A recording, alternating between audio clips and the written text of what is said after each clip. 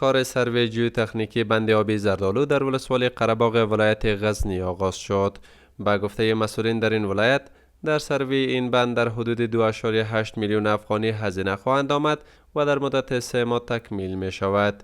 به گفته آنان، این بند بعد از سروی به بلندی 40 متر و با ظرفیت گنجایش ذخیره 15 میلیون متر مکعب آب به ارزش 400 میلیون افغانی کار آن تکمیل و به بهره برداری سپرده می شود.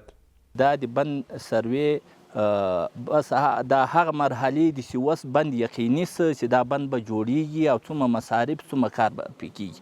د دغه بند تقریبا وس تخمینا تر 1.4 متره پورې باید ارتفاع دی هغه محوري او تقریبا تر 15 میلیونه پورې د اوبو ذخیره لري.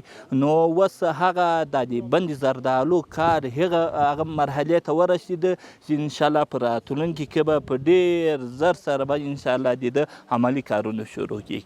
تکمیل بند ان شاء الله 3 4 ولسوالی غزنی که زمینایشان خشک است، آب نداره، ان شاء الله زیر آب خواهد شد و آبیاری خواهد شد و در روز زمینا زراعت خواهد شد.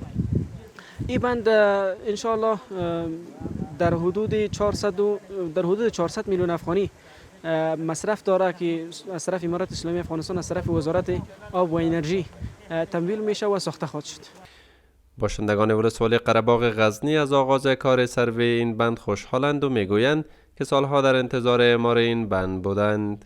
نن لله الحمد اسلامی امارت پراتک سره نن هغه ورځ را ورسېده چې کلونه موږ ورته انتظار است، یا د مظلوم خلکو یا د مظلوم ملت ورته انتظار است. الحمدلله نن را ورسېده او نن په ابتدا تنها نزه بلکې د دې ولسوالۍ ټول شته میشت خلک ټول ورته خوشحاله دي او په خله ډېرې خوشحالۍ په جامو کې نه جایی. ما تشکر میکنیم دولت امارات اسلامی که بعد از سالها آرزوی این مردم برآورده شده که امروز آمدن برای افتتاح این بند. مردم خیلی از همین الان امیدوار شدند. با اعمار این بند 1100 هکتار زمین آبیاری خواهند شد.